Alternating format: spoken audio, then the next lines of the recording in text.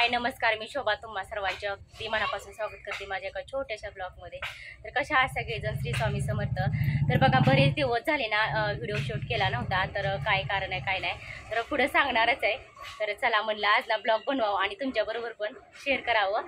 तर बरेच दिवस झालं बघा घर बनवायचं चालू होतं, एक महिना दीड महिना झालं कंप्लीट। तर घर बनवायचं चालू होतं, तर आज ना सगळं पूर्ण फायनली झालेलं आहे। तर बघूया आपण, तर चला बघूया। तर सकाळी बघा अशी छान असं रांगोळी वगैरे काढून उंबऱ्याची पूजा वगैरे केली आणि अशा प्रकारे बघा असं आपलं घर बनवून झालेलं आहे। तर पसारा म्हणलं तर पसारा अजून शिल्लक आहे बाकी। तर जसं फक्त बाहेरचं जसं स्वच्छ करून आत ठेवलेलं आहे आणि इकडे बघा असं देवारा वगैरे अजून बनवायचा आहे। तर असे सकाळी ना आज छान असं पूजा वगैरे केली। तर म्हणलं चला आज तुमच्याबरोबर पण व्हिडिओला शेअर करावं व्हिडिओ बनवून। तर असं बघा सगळा पसारा ना आज खालीच आहे अजून, तर अजून मांडायचं आहे माझं व्यवस्थित।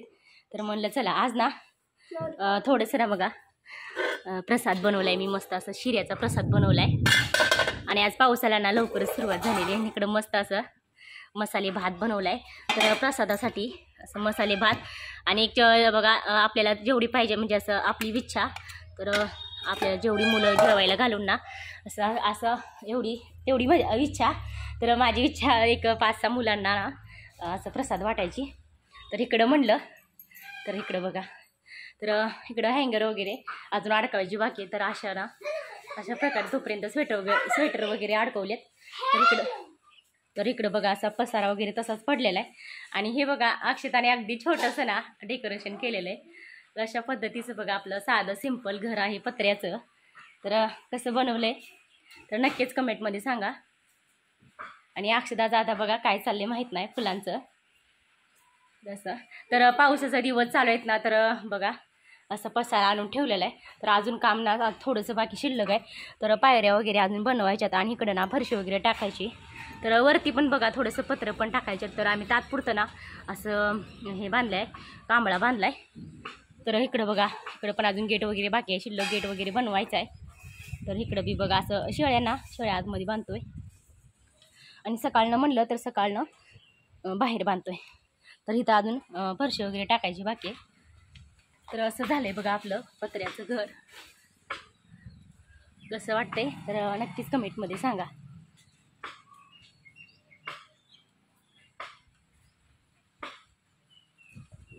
अक्षता हाय माऊली। तर माऊलीचं चाललंय बघा फरसाणा खायचं। आणि हे म्हणलं तर किचन बघा, तर किचन कट्टा सुद्धा अजून बाकी आहे। किचन कट्टा पण बनवायचा आहे, जिथं गॅस ठेवला ना तिथंच बनवायचा आहे। तर असं बघा पावसाचा दिवस चालू करतं। आता सध्या बघा दुपार झाली, दुपारचे 1-1:30 वाजली। तर असं बघा आभाळ आलेलं आहे भरपूर आणि पावसाचं सुद्धा वातावरण झालेलं आहे। तर बारीक बारीक थेंब पण पडायला लागले, तितकं पाऊस आहे। तर भरपूर पाऊस आहे अजून। खालचं ना पावसाने भिजलेलं वाळलं पण नाही, तितकाच पाऊस आहे। तर बरंच अजून काम आहे। तर चला पाऊस चालू झालेला आहे। तिकडं असं बाहेरचं वातावरण। तर ना गडबड करून ना आम्ही अगोदर ना पसारा आतमध्ये ठेवलाय, कारण पावसात ना भरपूर असा हाल होतेत। तर एक दिवस ना भरपूर असा हाल झालेत पावसामुळं। एवढी सगळी बघा कामाची आवराआवरी करत ना मला 5 वाजल्या। तर अगोदर ना स्वामींना नैवेद्य दाखवला आणि मी भात आणि शिरा केलता, तर तेच नैवेद्य दाखवला। तर इथं बघा छोट्या छोट्या मुलांना ना मी जे प्रसाद देण्यासाठी ना बोलवलं होतं। तर अशा प्रकारे बघा त्यांना प्रसाद वगैरे वाढलाय। आणि माऊलीचं तर बघा, आणि माऊलीचं इकडे चाललंय आगापणामध्ये मध्ये बोलायचं। तर इकडं असं प्रसाद दाखवून झाला स्वामींना। आणि चला म्हणलं आता मुलांसाठी ना तर ताटा अगोदरच केलते आणि मला जसं जमल ना तसं मी ना रांगोळी वगैरे काढली आणि थोडीशी ना मला भाचीबाईंनी पण मदत केली होती।